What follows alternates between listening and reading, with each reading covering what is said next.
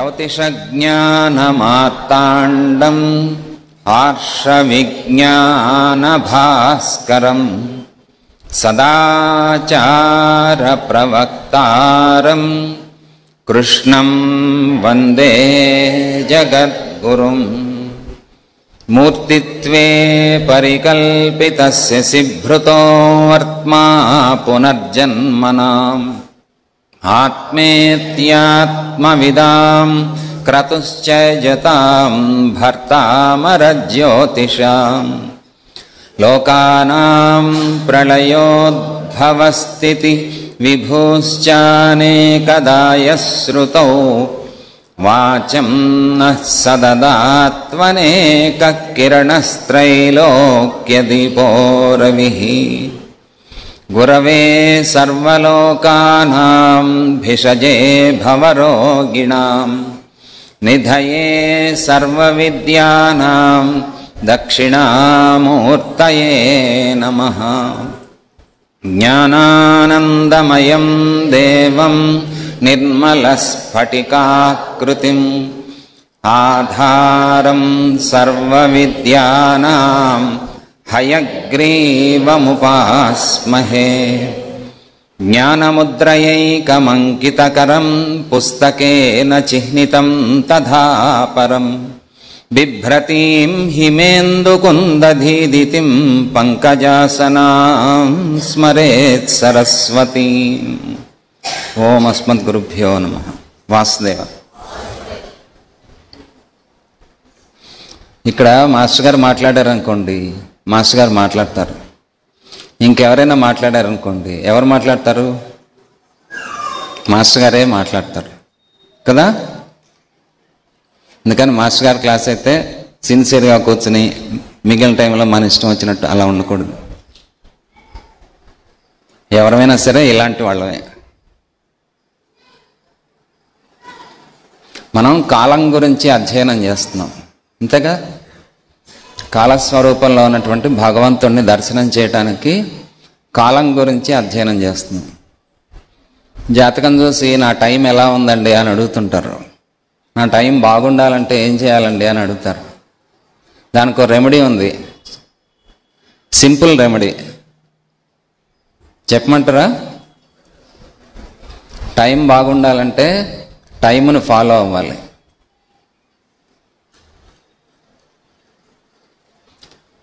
Keep time, you will be that. ముందు టైంతో మనం tune అవ్వాలి.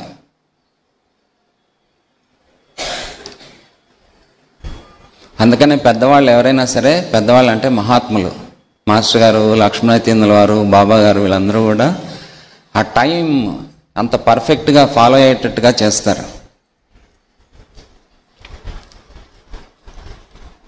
టైంకి నిద్ర లేవటం దగ్గర నుంచి మనం ఏ పనైనా చేయండి, టైం ప్రకారం చేయండి, టైంతో ట్యూన్ అవ్వండి.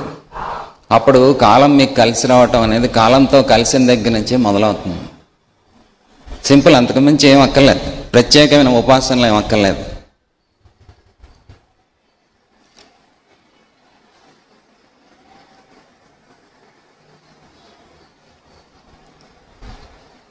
ఇప్పుడు ఏమేమి నేర్చుకున్నాం? ఎందుకంటే సూర్యుడు ఒక రాశిలో 30 రోజులు ఉంటాడు అనుకున్నాం నిన్న. 40 రోజులు ఉండొచ్చుగా. Weekend, month end, summer vacation అన్నీ తీసుకుని 10 రోజులు లేటుగా రావచ్చుగా. చంద్రుడు 2.5 days ఉంటాడు అనుకున్నాం. రోజుకి 13 డిగ్రీల 20 నిమిషాలు అలా తిరుగుతాడు అనుకున్నాం. ఏమి స్పీడ్గా వెళ్ళిపోవచ్చుగా. ఎప్పుడైనా అలా స్పీడ్గానో స్లోగానో వెళ్ళినట్టుగా అనిపిస్తేనే, మనకి అలా అనిపిస్తేనే, వాళ్ళు వెళ్ళరు, మనకు అలా అనిపించినప్పుడే మన భూగోళం మీద తీవ్రమైన ఉత్పాతాలు జరుగుతున్నాయి. అందుకని ఈ టైంలో ఎక్కడైనా సరే ఒక ఇంబ్యాలెన్స్ అనేది, ఇర్రెగ్యులారిటీ వస్తే ఆ మ్యాక్రో కాస్మాస్ దగ్గర నుంచి మన వరకు ఇంకా ఇంకా చిన్న జీవుల వరకు కూడా డిస్టర్బెన్స్ వచ్చేస్తుంది. సో ఎవరికి వాళ్ళకి టైంతో ట్యూన్ అయ్యి ఆ డిసిప్లిన్ మెయింటైన్ చేయగలిగితే అందరికీ లైఫ్ బాగుంటుంది. గ్రహములు, రాసులు, ఇంకేం చెప్పుకున్నాం? రాసుల్లో ఉన్నటువంటి క్లాసిఫికేషన్స్: చరరాశులు, స్థిర రాశులు, ద్విస్వభావ రాశులు, అగ్నితత్వపు రాశులు, భూతత్వపు రాశులు, జలతత్వపు రాశులు, స్త్రీ రాశులు, పురుష రాశులు. నిన్న ఈ రాశులకి గ్రహాలకి ఉన్నటువంటి ఒక సంబంధాన్ని కూడా చెప్పుకున్నాం. నిన్నటిదాకా ఈ క్లాస్ రూమ్ స్వక్షేత్రం అయితే ఇవాళ నోట్స్ రాయిన వాళ్ళకి శత్రుక్షేత్రం అయింది కదా.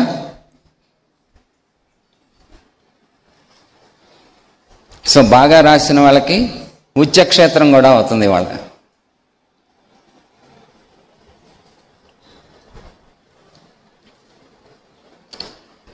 మన ఇంట్లో ఉంటే స్వక్షేత్రం, మనందరికీ బాగా తెలిసిన వాళ్ళ మధ్యలో మనం ఉండి మన ఇష్టం వచ్చినట్టుగానో లేకపోతే మన పొగిడే వాళ్ళ మధ్యలోనో మన యొక్క ఎఫిషియన్సీ గుర్తించే వాళ్ళ మధ్యలో ఉంటే దాన్ని ఉచ్చ అంటారు.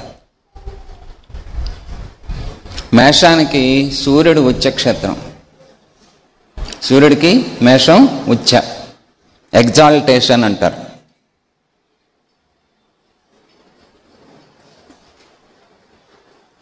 వృషభ రాశిలో చంద్రుడికి ఉచ్చక్షేత్రం. రాసుల సింబల్స్, గ్రహాల సింబల్స్ గుర్తుపెట్టేసుకుంటే ఈజీ అవుతుంది.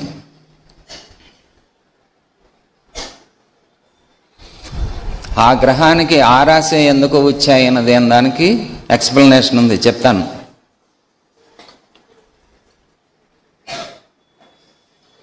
కర్కాటక రాశిలో గురుడు ఉచ్చక్షేత్రం.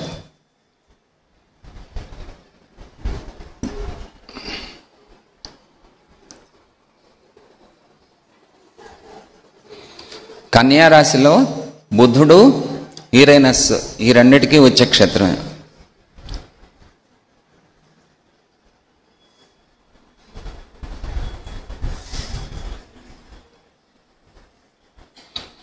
తులారాశి శనికి ఉచ్చక్షేత్రం.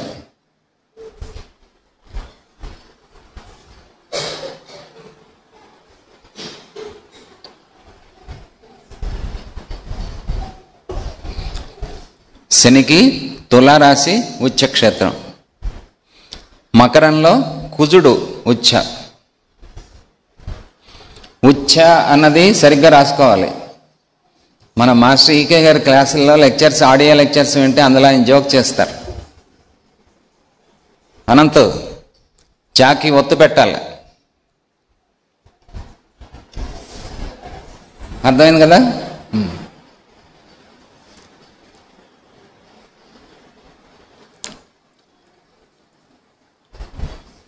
మకరంలో కుజుడు ఉచ్చ. కుంభంలో బుధుడు ఇంకొక ఉచ్చ, సెకండ్ ఎగ్జాల్టేషన్ అది.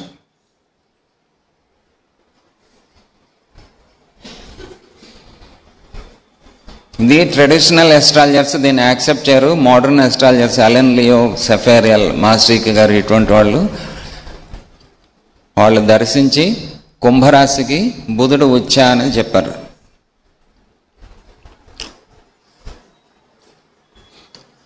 ఇంకే ప్లానెట్ ఉంది? ఇంకేమైనా మిగిలే ప్లానెట్స్ అమ్మా? ప్లానెట్ నే ఉంది, రాసులు కాదు.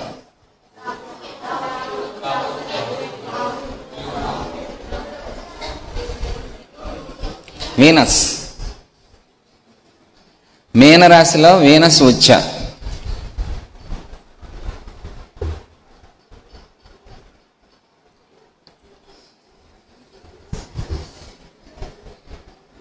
కర్కాటకం నెప్ట్యూన్కి ఉచ్చ.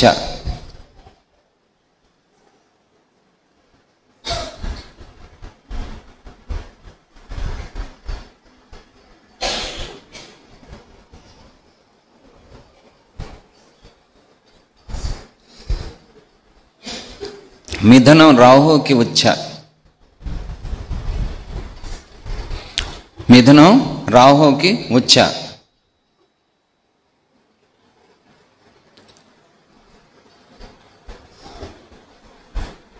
అప్పుడు కేతుకి ఏదవుతుంది?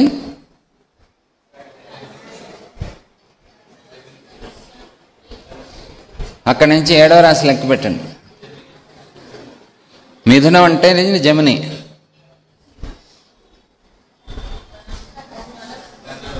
ధనుస్సు సాజిటేరియస్.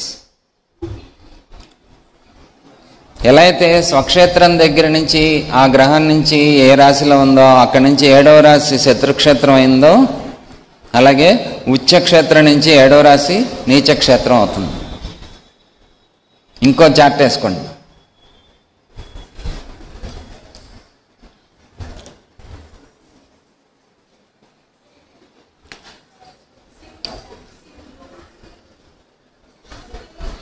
పన్నెండు రాశులు అన్నటువంటి రాశి చక్రం రాసుకోవాలి.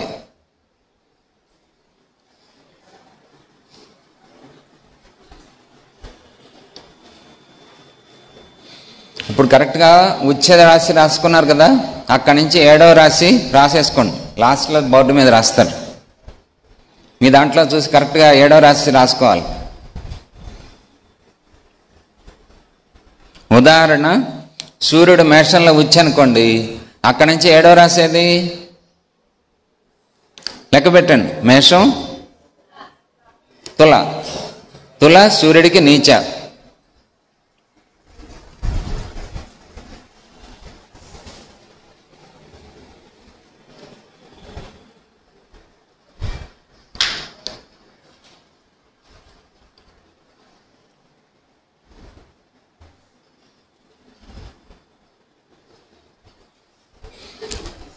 ఆ ఉచ్చ రాశిలో ఉన్న గ్రహాలను చూసి అక్కడి నుంచి 7వ రాశి ఏందో లెక్కబెట్టి రాసేయండి మీరే.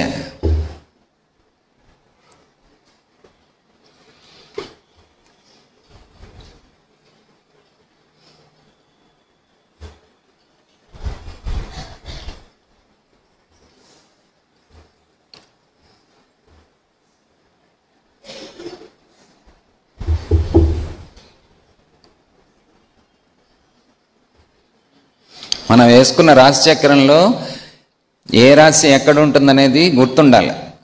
గుర్తుండాలంటే కంటిన్యూస్ ప్రాక్టీస్ చేయాలి.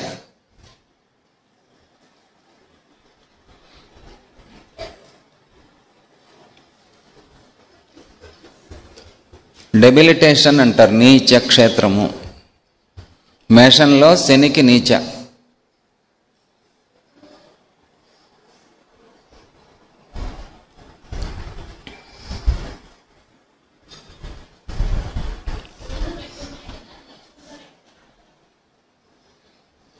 ఉచ్చక్షేత్రంలో వృషభానికి దేనికి ఏ రాశి ఏ గ్రహానికి వచ్చా? చంద్రుడు.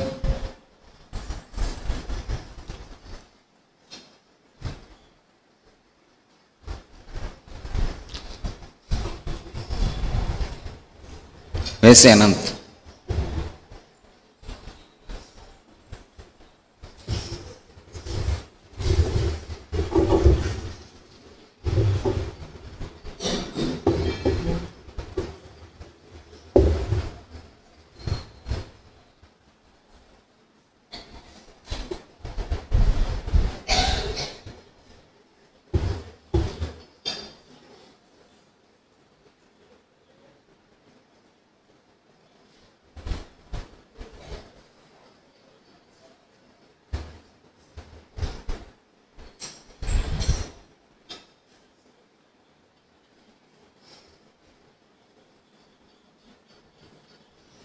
ఎప్పుడైనా రాశి చక్రము అందులో గ్రహాలు రాస్తే 12 గ్రహాలు వచ్చేలాగా చెక్ చేసుకోవాలి. రాహువు కేతువు ఎప్పుడు కూడా ఆపోజిట్ డైరెక్షన్లో ఉంటారు. రాహువు మేషంలో ఉంటే కేతువు తులలో. అలా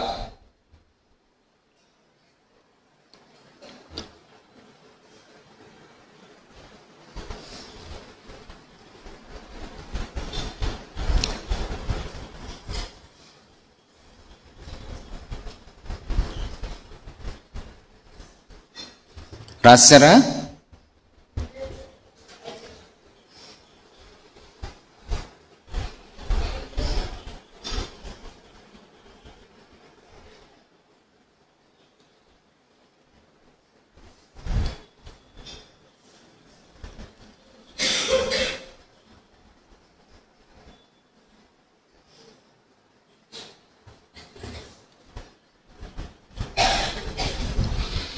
స్వక్షేత్రంలో ఉన్న గ్రహాలు ఫిజికల్ కంఫర్ట్స్ ఎక్కువ ఇస్తాయి.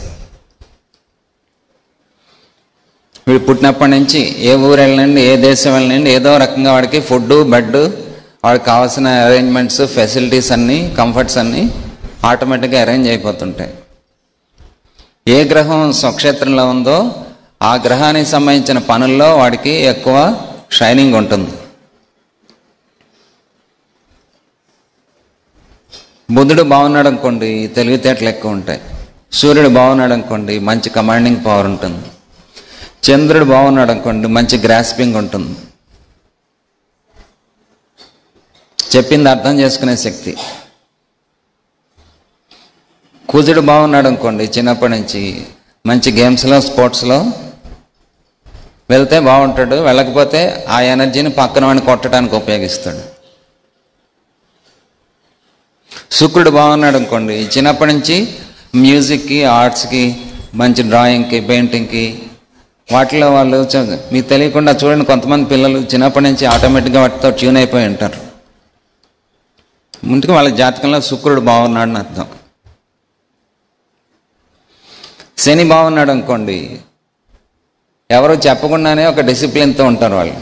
మీరు చిన్న పిల్లలు చూడండి, ఇప్పుడు పసిపిల్లలు, సంవత్సరంలో పిల్లలు కరెక్ట్గా టైం ప్రకారం లేస్తారు, టైం ప్రకారం నిద్రపోతుంటారు కదా.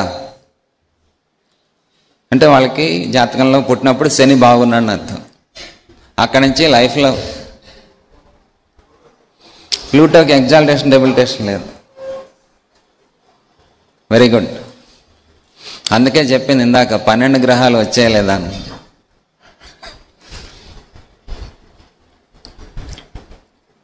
ఇంకా అది ఇండివిజువల్ స్థాయిలో, వ్యక్తిగత స్థాయిలో ప్లూటో యొక్క ఇన్ఫ్లుయెన్స్ అందరి మీద పనిచేయట్లేదు, కొందరి మీద మాత్రం పనిచేస్తుంది. అది ఎవరి మీద పనిచేస్తుందో చెప్తాను. అదే ఉచ్ఛలో ఉన్న గ్రహాలు వీడి గురించి సొసైటీలో ఏమనుకుంటున్నారు అన్న తెలుస్తుంది. కీర్తి ప్రతిష్టలు, గుర్తింపు, ఎఫిషియన్సీ, రికగ్నేషన్, వీడికి అన్ని కంఫర్ట్స్ ఉంటాయి. నువ్వు బాగున్నావా, అన్నం తిన్నావా అని అడిగేవాళ్ళు ఉండరు.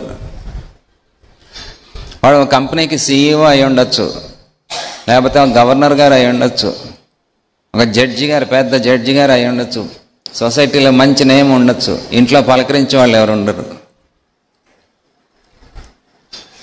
సొసైటీలో మాత్రం చాలా గొప్పవాళ్ళు అయి ఉంటారు.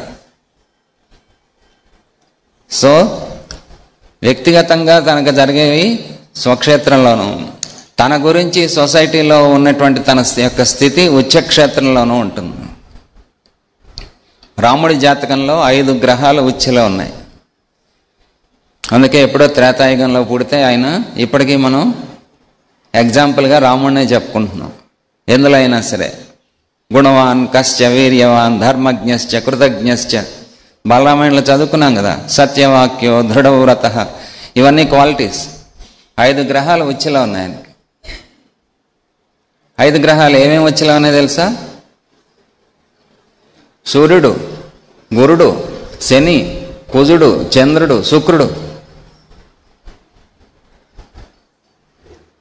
అంటే అవతార పురుషులు జన్మించినప్పుడు ఆ గ్రహస్థితి అలా ఏర్పడుతుంది. ఏర్పడినప్పుడు పుడతారు వాళ్ళు. అయితే ఒకే గ్రహం వాళ్ళకి పనిచేసేది వేరు, కారణజన్మలకి పనిచేసేది వేరు, మామూలుగా మనలాంటి వాళ్ళకి పనిచేసేది వేరు. మనం చెప్పే కదా, ఒకే ట్రాఫిక్ కానిస్టేబుల్ ఆయన డ్యూటీ ఆయన చేస్తుంటాడు, కానీ ఒకళ్ళ పట్ల ఒక రకంగా ఉంటాడు ఆయన.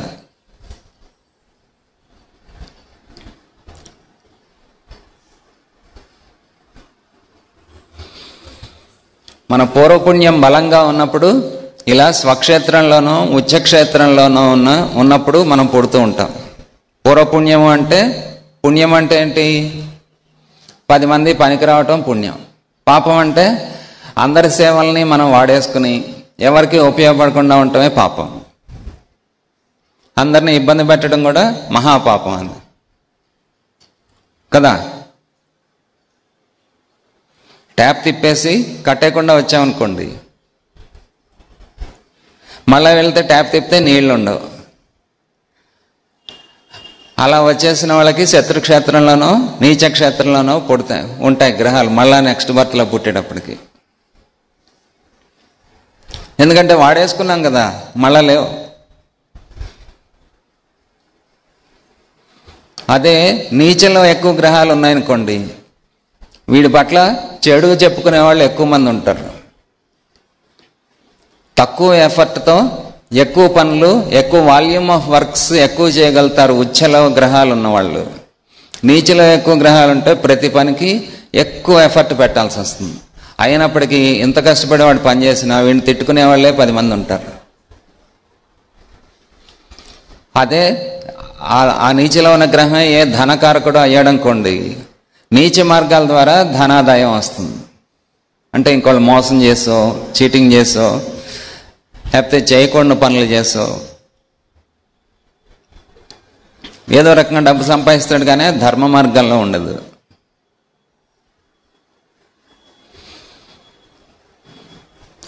ఇప్పుడు రాశి చక్రానికి మన శరీర అవయవాలకి ఒక సంబంధం ఉంది, ఉందా?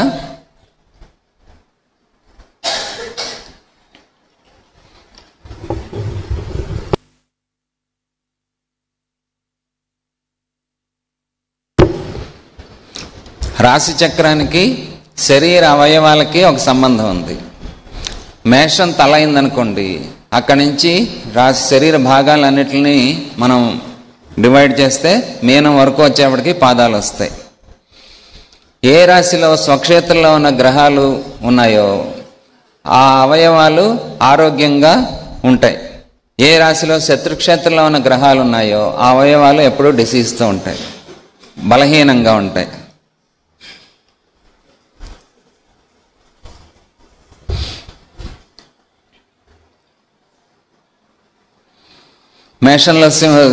మేషంలో ఇప్పుడు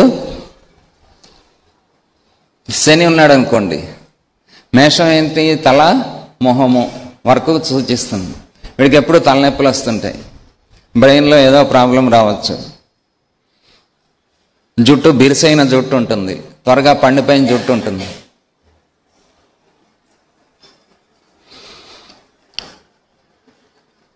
ఈ శని పాపగ్రహాలు శుభగ్రహాలు అని ఇంకో క్లాసిఫికేషన్ ఉంది, అది కూడా చెప్తాను.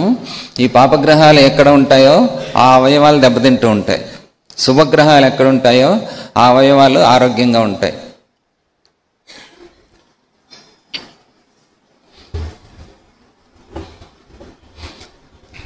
ఇప్పుడు అన్నిట్లో కల్లా పుష్టి అయిన గ్రహము, తుష్టి అయిన గ్రహం ఏది? జూపిటర్. జూపిటర్ ఏ రాశిలో ఉందో ఆ అవయవం చక్కగా సౌష్ఠవంగా ఉంటుంది.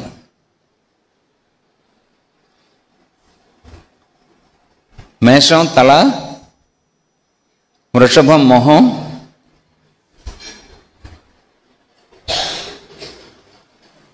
మొహము కళ్ళు,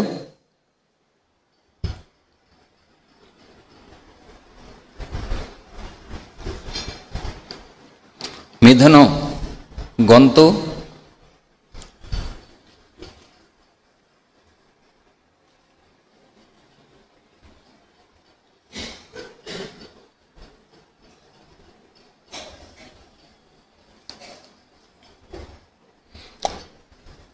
నన్ను పంపించచ్చు.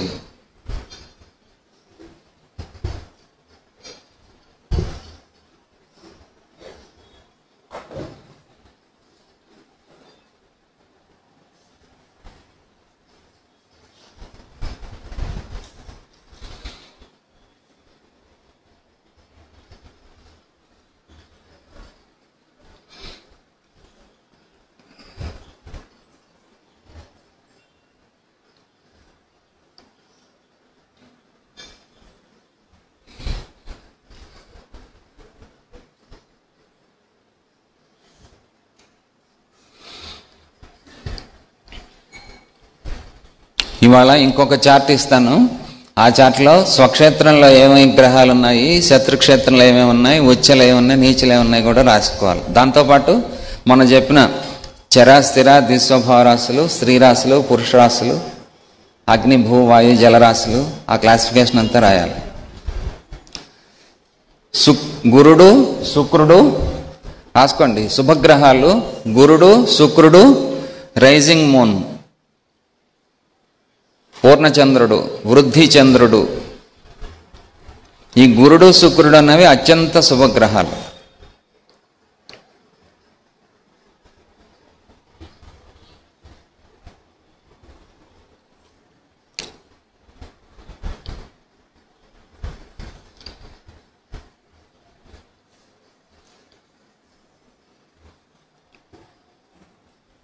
పాపగ్రహాలు కుజుడు, శని, క్షీణచంద్రుడు అంటే శుక్ల అష్టమి నుంచి బహుళ అష్టమి నుంచి శుక్ల అష్టమి వరకు.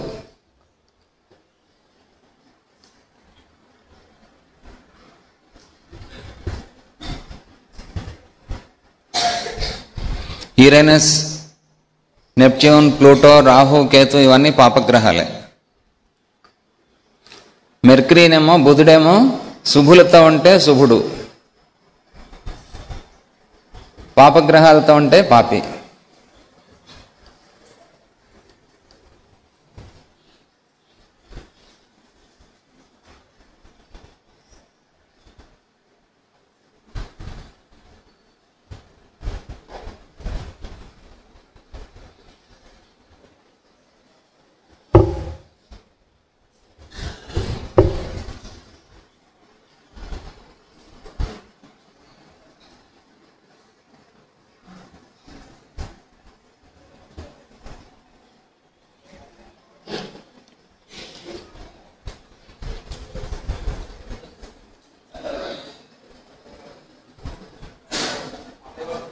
అవయవాల చెప్తున్నాను, ఇక పిక్చర్ చూపిస్తే ఈజీ అవుతుందని.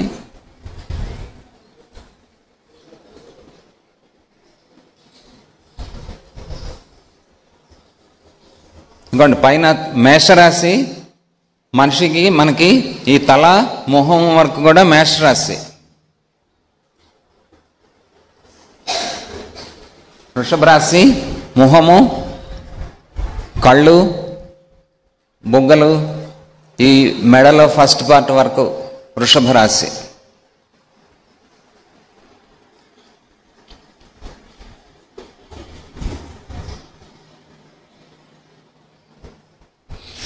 వోకల్ కార్డ్స్, మెడ, ఈ ఇంతవరకు అంతవరకు మిథున రాశి. చేతుల వరకు, చేతులు కూడా, చేతులు వేళ్ళు కూడా మిథున రాశి.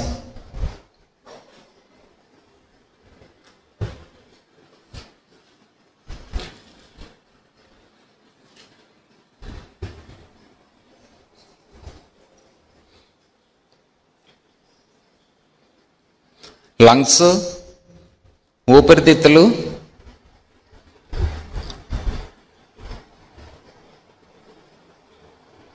పొట్ట, అబ్డామినల్ క్యావిటీ ఇవన్నీ కర్కాటక రాశి.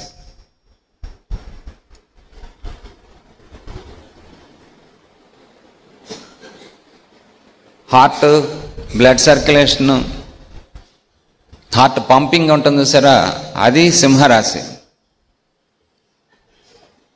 గుండె, గణేష్ ముందుకు రా.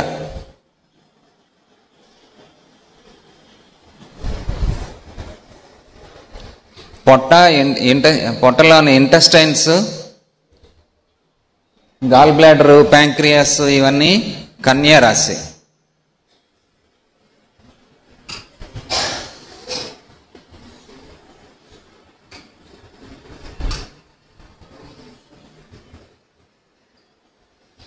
కిడ్నీస్, యూరినరీ ట్రాక్, మూత్రపిండాలు, యూరినరీ ట్రాక్ ఇవన్నీ తులారాశి. జెనెటికల్ ఆర్గాన్స్, యుటరస్ ఇవన్నీ స్కార్పియో వృశ్చిక రాశి. యానస్ వరకు.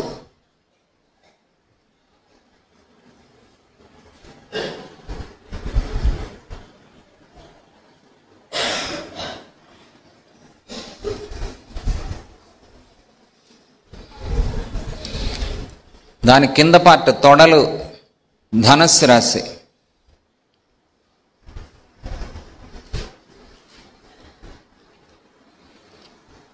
మోకాళ్ళు మకర రాశి,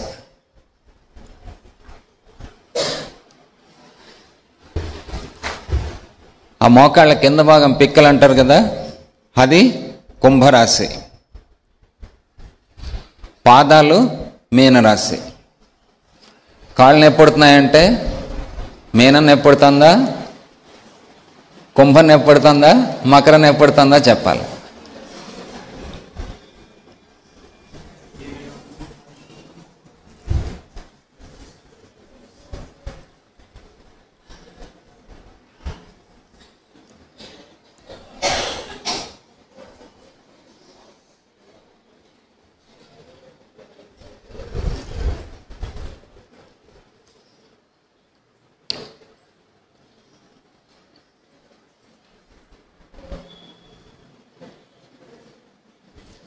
ఇప్పుడు ఏ రాశిలో అయితే శుభగ్రహాలు ఉంటాయో ఆ అవయవాలు చక్కగా ఆరోగ్యంగా ఉంటాయి.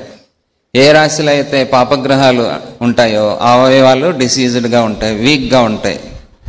స్వక్షేత్రాల్లో ఉన్న గ్రహాలు ఉన్న రాశులు అవయవాలు పుష్టిగా ఆరోగ్యంగా ఉంటాయి. శత్రుక్షేత్రంలో ఉన్న రాశుల్లో ఉన్నటువంటి అవయవాలు వీక్గా ఉంటాయి.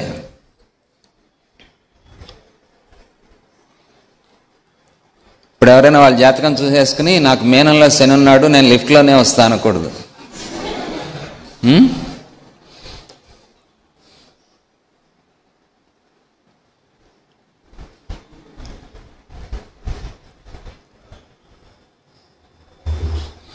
మేషం ఏ రాశికి ఏ గ్రహానికి స్వక్షేత్రం? మేషం ఏ గ్రహానికి స్వక్షేత్రం? కుజుడు. సో మేషరాశి వాళ్ళని గుర్తుపట్టాలంటే ఈ కుజుడికి చెప్పాను కదా, మొహం మీద ఏదో ఒక స్క్రాచ్ ఉంటుంది, ఏదో దెబ్బ తగులుతుంది. ఎందుకంటే వాళ్ళలో వేగం ఎక్కువ, అందుకని కింద పట్టడం, పైనుంచి కింద పట్టడం, దూకి కింద పట్టడం ఏదో జరుగుతుంది. లేకపోతే ఏదైనా గుచ్చుకుంటాం, కోసుకుంటాం అలాగా.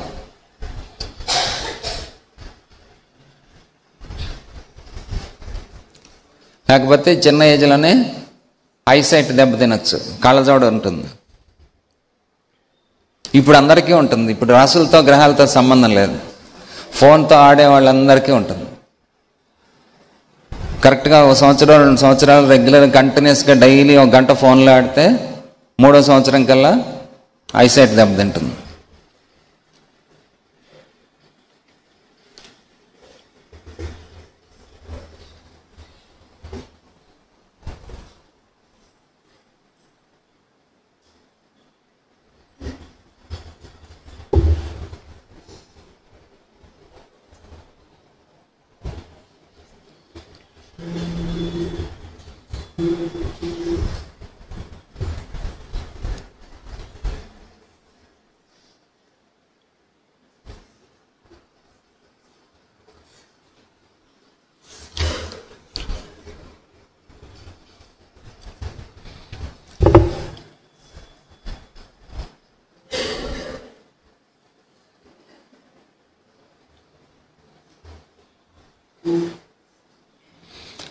పుట్టినప్పుడు స్వక్షేత్రంలో ఎక్కువ గ్రహాలుగా పుట్టిన వాళ్ళు ఉన్నారనుకోండి, వాళ్ళకి చిన్నప్పటి నుంచి ఫెసిలిటీస్ కంఫర్ట్స్ ఎక్కువ అలవాటు అవడంతో ఒక సర్టన్ ఏజ్ 30 ఏళ్ళు దాటేటప్పటికి వాటికి అడిక్షన్ వచ్చేస్తుంది మైండ్కి. అందుకని ఆ తర్వాత లైఫ్లో ఏదైనా వాటిలో గ్యాప్ వచ్చిందనుకోండి వాళ్ళు తట్టుకోలేడు. అంటే సిచ్యువేషన్ దేన్ని యాక్సెప్ట్ చేసేటువంటి స్థితిలో ఉండడు. దానివల్ల సెకండ్ హాఫ్ ఆఫ్ ద లైఫ్లో ఎక్కువ ప్రాబ్లం ఫేస్ చేస్తారు వాళ్ళు. అందుకే స్వక్షేత్రంలో గ్రహాలు ఉన్నాయి కాబట్టి నా జాతకంలో నేను ఏ పని చేయను అనుకున్నాడు అనుకోండి, వాడు పనికిరాని వాడు అయిపోతాడు. శత్రుక్షేత్రంలో ఎక్కువ గ్రహాలు ఉన్నాయనుకోండి, వాడికి ఫోర్సిబుల్గా చిన్నప్పటి నుంచి వాడు ఉన్న ఎన్విరాన్మెంట్లో అన్ని పనులు నేర్చుకోవాల్సిన స్థితి ఏర్పడుతుంది. దానివల్ల ఒక సర్టన్ ఏజ్ వచ్చేటప్పటికి వాడు మల్టీ టాలెంటెడ్గా తయారవుతాడు. వాడి బట్టలు వాడు ఉతుక్కుంటున్న దగ్గర నుంచి, వంట చేసుకుంటున్న దగ్గర నుంచి, ఇంట్లో వాళ్ళకి కావాల్సినవి చేసి పెట్టిన దగ్గర నుంచి, వాడు చదువుకుంటున్న దగ్గర నుంచి, వాడు సొంతగానే చదువుకుని కష్టపడి ఉద్యోగం సంపాదించుకుని అలా పైకి వచ్చిన వాళ్ళు ఉంటారు కదా, వాళ్ళకి శత్రుక్షేత్రంలో ఇవన్నీ గ్రహాలు ఉన్నాయి, ఎలా పైకి వచ్చారంటే అందుకే వస్తారు. వాళ్ళకి స్పూన్ ఫీడింగ్ లైఫ్ ఉండదు కదా, అందుకని అన్ని పనులు చేసుకుంటూ అనేది వస్తుంది.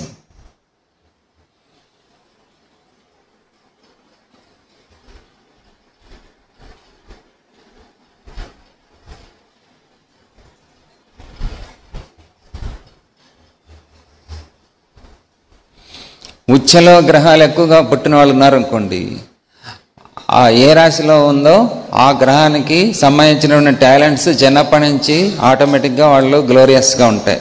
ఆయా దశలు జరిగేటప్పుడు దశలు అని వస్తాయి జాతకంలో.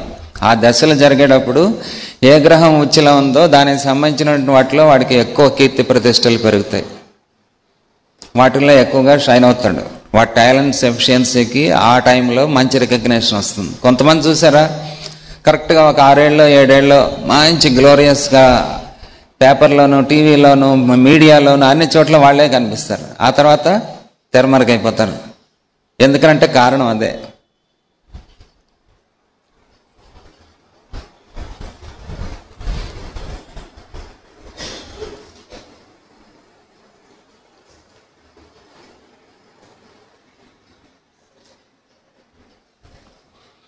ఇప్పుడు ఒక గ్రహం స్వక్షేత్రంలో ఉన్నప్పుడు, శత్రుక్షేత్రంలో ఉన్నప్పుడు, ఉచ్చలో ఉన్నప్పుడు, నీచలో ఉన్నప్పుడు ఎలా ఉంటుంది అన్నది ఎగ్జాంపుల్ ఒకటి చెప్తా. సూర్యుడికి స్వక్షేత్రం ఏది?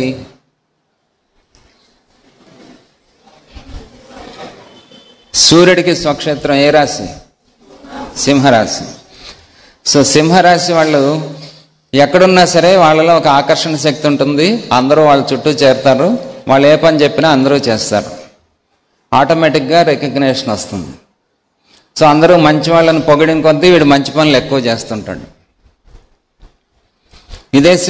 ఇదే సూర్యుడు మేషంలో ఉన్నాడు అనుకోండి, వాడి ప్రమేయం లేకుండానే అందరూ వాడి చుట్టూ ఆకర్షింపబడతారు, ఏదో రకంగా వాడికి రికగ్నేషన్ వస్తుంది. ఏదో రకంగా చిన్నప్పటి నుంచి స్కూల్లో, క్లాసులో, ప్లే స్కూల్ దగ్గర నుంచి వాడు ప్రత్యేకంగా కలిగి ఉంటాడు అనమాట. వాడు సో రికగ్నైజేషన్ కోసం పనిచేసేవాడు అంటే కొద్దిగా వాడు లోపల టింజ్ ఉంటుంది, కానీ వాడు చేసిన ప్రతి పనికి రికగ్నైజేషన్ వస్తుంది. అది స్వక్షేత్రం సూర్యుడికి సంబంధించి. వీడు ఏం పని చేసినా సరే రికగ్నేషన్ వస్తుంది, అసలేమి ఖాళీ కూర్చొని మాట్లాడినా సరే రికగ్నేషన్ వస్తుంది. అటువంటిది ఉచ్చ. క్రేవింగ్ ఫర్ రికగ్నేషన్ తుల. ఎందుకని? సూర్యుడు నీచ. అందుకని వాడు మంచివాడు అనిపించుకోవడం కోసం చెత్త పనులన్నీ చేస్తుంటాడు. ఎంత మంచివాడు అని అనిపించుకోవడం కోసం అప్పు చేసి అందరికీ పులిహార పెడుతుంటాడు.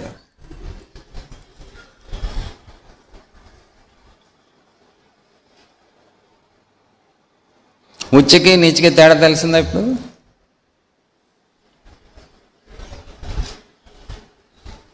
ఇంకా శత్రుక్షేత్రంలో సూర్యుడు ఉన్నవాడు ఏ రాశి?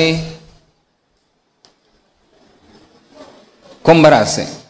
వాడు ఏం చేసినా వాడికి గుర్తింపు రాదు, ఆ సమయానికి చెప్పలేడు. వాడు ఇంటికి వచ్చి ఏడుస్తాడు, కానీ ఆఫీసులో మాత్రం నీకేమైనా జాబ్లో నీకేమైనా ప్రాబ్లం ఉందని బాస్ అడగకుండా బాగానే ఉందండి అంటాడు. అందరూ 6 to 5 పని చేస్తే, లేకపోతే 9 to 5 పని చేస్తే, వీడు మార్నింగ్ 6 నుంచి రాత్రి 10 వరకు పని చేస్తూనే ఉంటాడు. వీడి ప్రభావం అందరి మీద చూపించేవాడు మేషరాశి వాడు. సింహరాశి వాడి ప్రభావంలోకి అందరూ వెళ్తారు. వాడి ప్రభావం అందరి మీద పడాలి, అందరూ నన్ను వైపు చూడాలి అనే తీవ్రమైన కోరికతో చెడ్డ పనులని చేసేవాడు తులారాశివాడు. వాడు ఏం చేసినా సరే వాడి ప్రభావం అనేది ఎవరికి తెలియదు. అది కుంభరాశి. ఇంకా సూర్యుడు వస్తుంది 8th హౌస్ కదా, ఇంకా వాడికి లో కాన్ఫిడెన్స్ ఉంటుంది, అందుకని వాడు టైంకి ప్రజెంట్ చేయలేడు. అది మొహమాటం ఎక్కువ ఉంటుంది. మేషరాశి వాడికేమో ఉద్వేగము, ఉద్రేకము, కార్యసాధన ఇవన్నీ ఉంటాయి, స్పీడ్గా ఉంటాడు. సింహరాశి వాడు స్టేబుల్గా ఉంటాడు. ఎందుకని స్టేబుల్గా? Very good. ఎవరు చెప్పింది? స్థిరరాశి కాబట్టి. స్టేబుల్గా ఉంటాడు, అందరు చెప్పింది వింటాడు, చక్కగా పనిచేస్తాడు, బాగా ప్లాన్ చేస్తాడు, సక్సెస్ఫుల్గా కంప్లీట్ చేస్తాడు, మంచి రికగ్నేషన్ వస్తుంది. సో స్వక్షేత్రంలో ఉన్న గ్రహాలు, శత్రుక్షేత్రంలో ఉన్న గ్రహాలు, ఉచ్చలో ఉన్న గ్రహాలు, నీచలో ఉన్న గ్రహాలు అలా పనిచేస్తూ ఉంటాయి. సో మన లోపల ఈ రకమైన తీవ్రమైన అర్జీ ఫర్ రికగ్నేషన్ ఉందనుకోండి, దానికోసమని చెడ్డ పనులని చేయటం వల్ల ఏమవుతుంది, గ్రాడ్యువల్గా వీడైతే పని చాకరీ చేస్తూనే ఉంటాడు నీచవాడు, కానీ అందరి నోట్లో వీడు చెడ్డవాడు అని అనిపిస్తుంటాడు.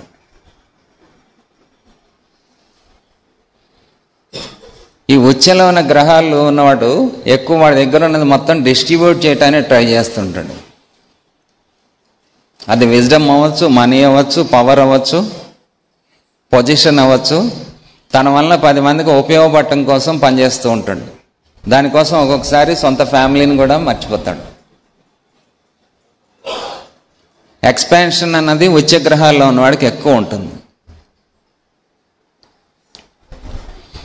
ఈ నీచలో గ్రహాలు ఉన్నవాడు ఏం చేసినా సరే లోపల ఒక స్వార్థం ఉంటుంది. అది ఇండివిజువల్ నుంచి, సొసైటీ నుంచి నాకు ఇంత ఈ అవార్డు రావాలి అన్న దాంట్లో దానికోసం పనిచేస్తుంటారు అంతవరకు. స్వక్షేత్రంలో ఉన్నవాడికి అన్నీ అరేంజ్ అవుతుంటాయి కాబట్టి ఒక సర్టన్ ఏజ్ వచ్చేటప్పటికి ఆ పర్టికులర్ దాంట్లో లేజినెస్ వస్తే రావచ్చు. శత్రుక్షేత్రంలో గ్రహాలు ఉన్నవాడికి చిన్నప్పటి నుంచి ఆ పర్టికులర్ ప్లానెట్కి సంబంధించినటువంటి విషయాల్లో వాడు ఎక్కువ కష్టపడి శ్రమపడి అందులోంచి ఓవర్కమ్ కాగలిగితే, అదే గ్రహం ఇప్పుడు తులారాశి కుజుడికి శత్రుక్షేత్రం అనుకోండి, అదే గ్రహం కొన్ని రోజులు అయ్యేటప్పటికి వృశ్చికంలోకి వస్తుంది ప్రయాణంలో. అప్పుడేమవుతుంది, వృశ్చిక రాశి కుజుడికి ఏంటి ఓన్ హౌస్. సో శత్రుక్షేత్రం వల్ల స్వక్షేత్రం అయిపోయింది కదా. అందుకని చిన్నప్పటి నుంచి స్ట్రగుల్ అయ్యి అందులో ఒక గ్రిప్ ఎఫిషియన్సీ పెంచుకున్న వాడికి ఏమవుతుంది, అందులో మాస్టరీ వస్తుంది. అందుకని ఎక్కువ జాగ్రత్త పడాల్సిన వాళ్ళు ఎవరంటే స్వక్షేత్రంలో ఉన్నవాళ్లే, ఉచ్చలో ఉన్నవాళ్లే కదా. మిగిలిన వాళ్ళకి ఎలా అయినా సరే ఆ స్ట్రగుల్తో నేచర్ ట్రైన్ చేస్తుంది. వీడి అకౌంట్లో ఉన్నవన్నీ డ్రా చేసేసుకుంటూ ఉంటాడు.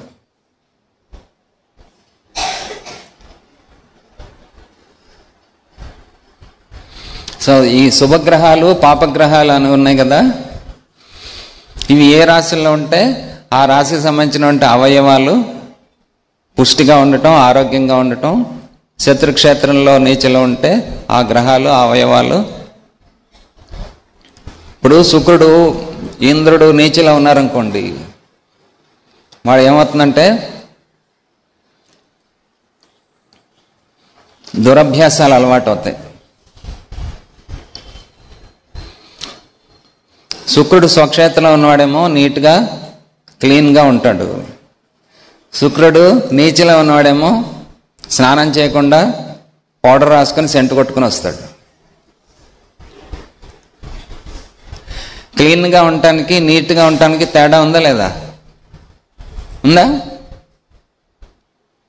క్లీన్గా ఉండేవాడు శుక్రుడు పాజిటివ్ వీనస్, నీట్గా ఉండేవాడు నెగిటివ్ వీనస్.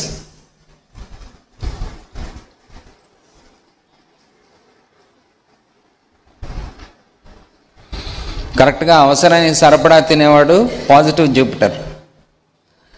ఉంది కదా మళ్ళీ రేపు ఉంటుందో ఉండదో, ఇవాళ తినేద్దాం వేసేద్దాం అనేవాడు నెగిటివ్ జూపిటర్. సో ఈ జూపిటర్ కన్యారాశిలో ఉన్నాడు అనుకోండి, ఎక్కువ అదేంటి కన్యారాశికి జూపిటర్ శత్రుక్షేత్రం. కన్యారాశి ఏ అవయవాన్ని సూచిస్తుంది? కన్యారాశి ఇంటెస్టైన్స్. అతి తిండి వలన, తినకూడని తినటం వలన, రకరకాలుగా తినటం వలన ఇంటెస్టైన్స్ పాడవుతాయి. సాంబారంలో బూస్ట్ నంచుకుంటాం, కదా. చారు ఐస్ క్రీము కలిపి తాగటం కదా, కాఫీ ఐస్ క్రీమ్ తింటాం, ఇటువంటి ఉంటాయి కదా.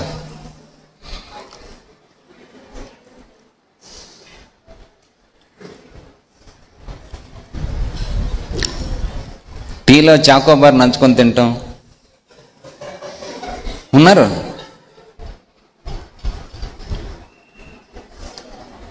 సో హెల్దీ ఫుడ్ తినేవాడు జూపిటరు, డిసిప్లైన్డ్గా తినేవాడు అసలేమీ తినకుండా రోజు మొత్తానికి చిన్న క్యారెట్ ముక్క తింటే చాలు అనుకునేవాడు ఎవరు? శాటర్న్. అంత శుష్కం అన్నమాట, శుష్క యోగం వాళ్ళది. హాయిగా చక్కగా మనకు కావాల్సినవన్నీ అరేంజ్ చేసి పెడితే ఆ 2 తోటకూర కాళ్ళను ఒక క్యారెట్ ముక్క తింటే చాలండి ఈ జీవితానికి, ఏముంది అంటాడు. అది శాటర్న్. లేకపోతే చక్కగా కూర పప్పు అన్ని వండి పెడితే ఉట్టి అప్పడాలు వడియాలు తినేస్తాడు, అది కూడా శాటర్నే. దానివల్ల ఏమవుతుంది? కన్యల గురుడు ఉన్నాడు అనుకోండి, ఇండిసిప్లైన్డ్ ఫుడ్ హ్యాబిట్స్ వలన ఇంటెస్టైన్స్ పాడవుతాయి.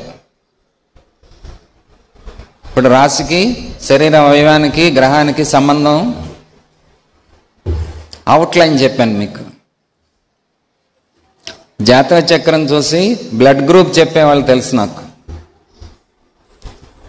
హారోస్కోప్ చూడంగానే మీది బి పాజిటివా మీ ఆవిడది ఓ నెగిటివా అని అడిగారు ఒక ఆయన. హారోస్కోప్లో అంత మైన్యూట్గా మనం చూడగలిగితే కనిపిస్తాయి మొత్తం. ఇక టెస్ట్ రిపోర్ట్లు ఏం అక్కర్లేదు. మైన్యూట్ క్యాలిక్యులేషన్లోకి వెళ్తే ఏ పార్ట్ ఎంత ఉంది, ఏ పార్ట్లో బ్లాకేజ్ ఉంది కూడా తెలిసిపోతుంది. హార్ట్లో ఏ వాల్వ్ బ్లాకేజ్ ఉంది కూడా తెలిసిపోతుంది. అంత మైన్యూట్ వరకు డయాగ్నోస్ చేయొచ్చు. హోమియో క్లాసులు, యోగా క్లాసులు అన్నారు, ఇందులో ఎస్ట్రాలజీ ఎందుకు చెప్తున్నారు అని అడిగారు ఆయన. ఇప్పుడు అర్థమైందా? ఇవన్నీ కూడా సింథసిస్. మాస్టర్ గారు ఏంటి? Avatar of synthesis. అన్ని శాస్త్రాల సమన్వయమూర్తి మాస్టర్ ఈకే గారు. మొన్న కూడా అవన్నీ అలా నేర్చుకుని అప్లై చేసి అందరికీ ఆ సర్వీస్ చేసేటువంటి అవకాశం ఇచ్చారు ఆయన. ఇవన్నీ ప్రాపర్గా మనం స్టడీ చేస్తే మనం వారం ప్రతిరోజు మన డిస్పెన్సరీలో చేసే సర్వీస్ ప్రాపర్గా చేయొచ్చు. ఇవన్నీ తెలుసుకుంటాం వల్ల ఏం తెలుస్తుంది?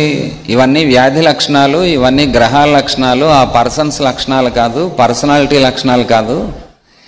ఇవన్నీ ప్లే చేసేది అవి కదా అని తెలుస్తుంది కదా. అప్పుడు ఎదుటివాడి మీద కోపం వస్తుందా, ద్వేషం వస్తుందా, ప్రేమ వస్తుందా? సో ప్రేమ వస్తుంది. అప్పుడు అవతల వాడికి మనం ఎలా హెల్ప్ చేయగలం అనేటువంటి ఆలోచన మనలో పుడుతుంది కదా.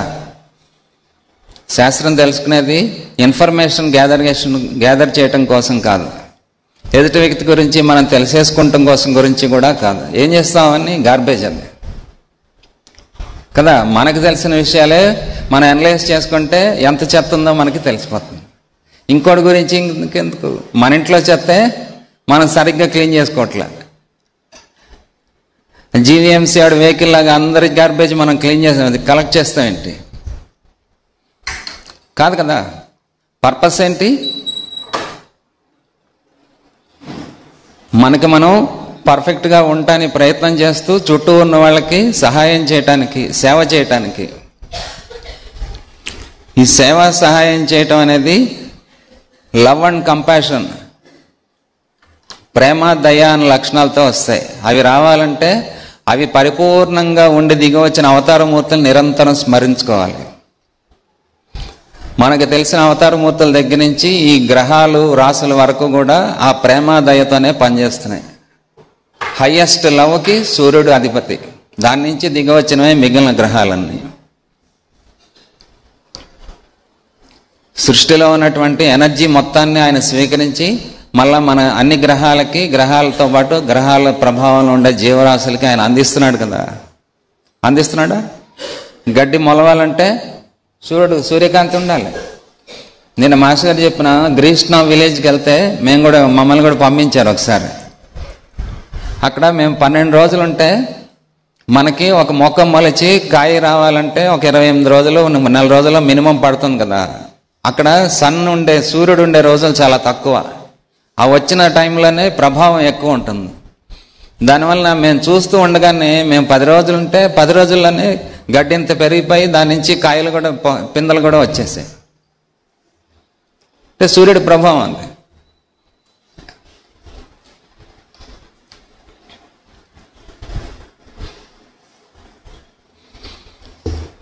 ఈ గ్రహాల ప్రభావంతో పాటు ఇంకొక చిన్న క్యాలిక్యులేషన్ ఉంది. మనం ప్రతిరోజు మన నిత్య జీవితంలో ఏ గ్రహం ఇన్ఫ్లుయెన్స్ చేస్తున్నప్పుడు ఏ పని చేస్తే మనకి తక్కువ శ్రమతో త్వరగా పనులు అవుతాయి అనేది ఒక క్యాలిక్యులేషన్ ఇచ్చారు. ఈ క్యాలిక్యులేషన్స్ ఇవన్నీ తెలియజేసేది మనకు ఒక పుస్తకం ఉంది, ప్రతి సంవత్సరం ప్రింట్ చేస్తుంటారు. దాని పేరేంటి? పంచాంగము. పంచ అంటే ఎంత? 5. పంచాంగము అంటే 5 అంగములతో కూడి ఉన్నది. ఏమేంటవి పంచాంగములు అంటే? నేమాని వారిది, రేలంగి వారిది, అదా పంచాంగము అంటే? అది కరెక్టే, కానీ వాటిలో ఏమేమి ఉంటాయి?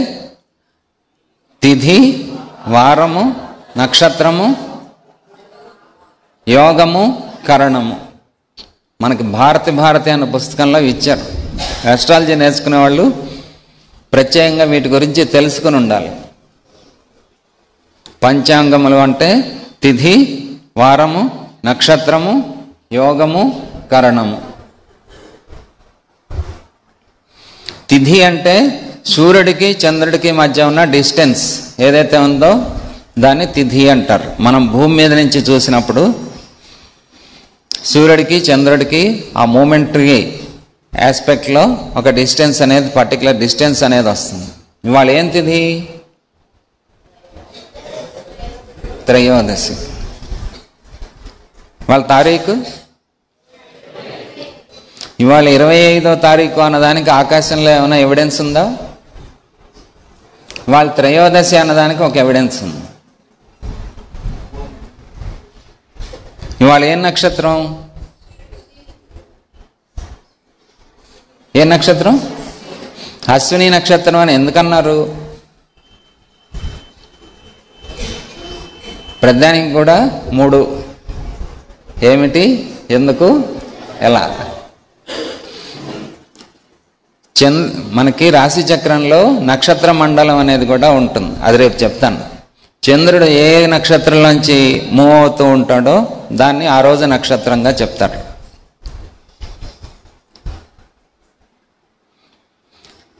ఇవాళ ఏం వారం? ఇవాళే ఆదివారం ఎందుకు పెట్టుకోవాలి?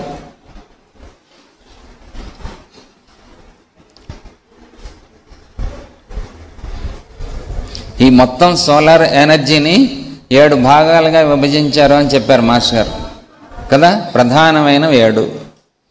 ఆ 7 రకాల కిరణాలుగా 7 గ్రహాలుగా వచ్చాయి. సూర్యోదయానికి ఏ గ్రహం ఉదయిస్తూ ఉంటుందో దాన్ని ఆ రోజు వారంగా చెప్పారు. దానికి హోరా సిస్టమ్ అంటారు. దానికి ఏంటన్నది వివరం రేపు చెప్తాను. 3వది యోగము. ఈ సూర్యగమనము చంద్రగమనాన్ని యాడ్ చేస్తే వచ్చేటువంటి యోగము అంటే కలయిక.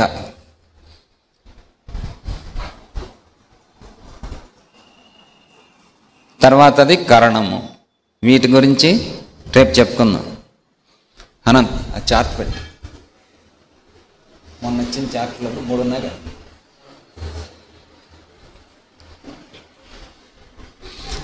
ఇవాళ స్వక్షేత్రము, శత్రుక్షేత్రము, ఉచ్చ నీచ నేర్చుకున్నాం కదా. ఈ ఒక హరస్కోప్ ఇస్తారు, ఒక 3 హరస్కోప్స్ ఇస్తారు. వాటిల్లో ఏ గ్రహాలు ఇప్పటి వరకు మనం చెప్పుకున్న అన్ని క్లాసిఫికేషన్స్లో ఉన్నాయనేది రాయాలి.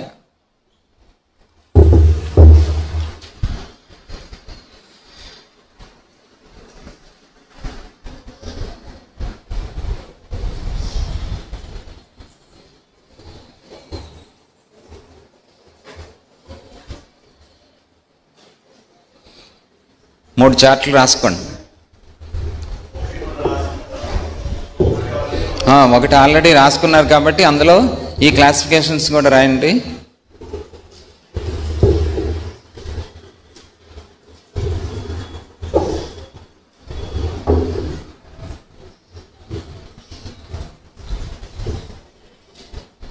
ఈ చార్ట్లో మీరు రాసుకునేటప్పుడు ఆయన అర్థం కాకపోతే అడగండి.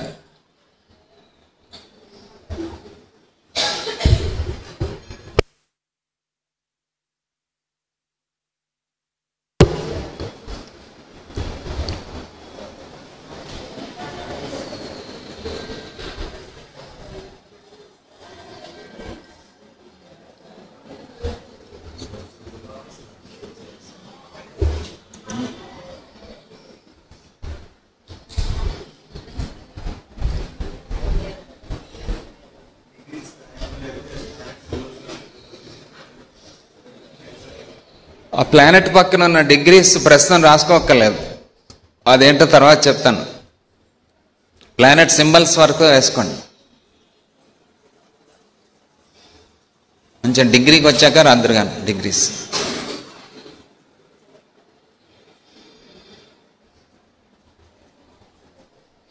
వృషభంలో సూర్యుడు, మిథునంలో బుధుడు కేతువు, కర్కాటకంలో శుక్రుడు యురేనస్, సింహంలో గురుడు ప్లూటో, కన్యలో చంద్రుడు, తులలో నెప్ట్యూన్, వృశ్చికంలో శని, ధనస్సులో రాహువు, కుంభంలో కుజుడు.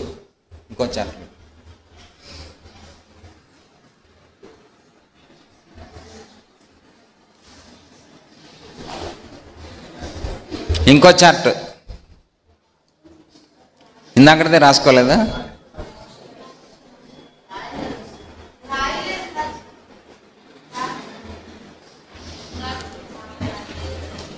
త్వరగా రాసుకోండి, టైం అయిపోతాను.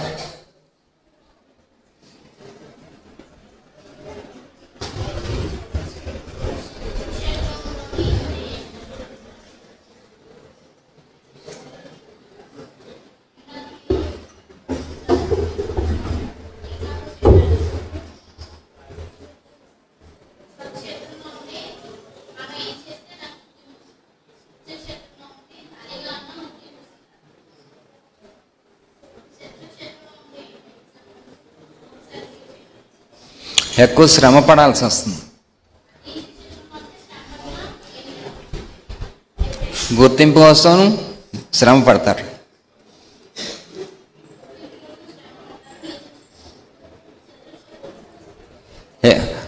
ఎక్కువ శ్రమ పడాల్సి వస్తుంది.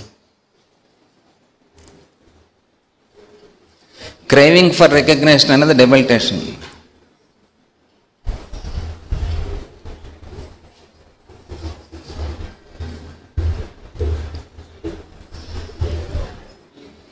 వాసుదేవ.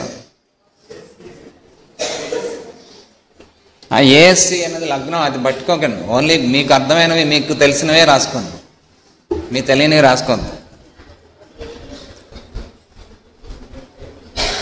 వాసుదేవ.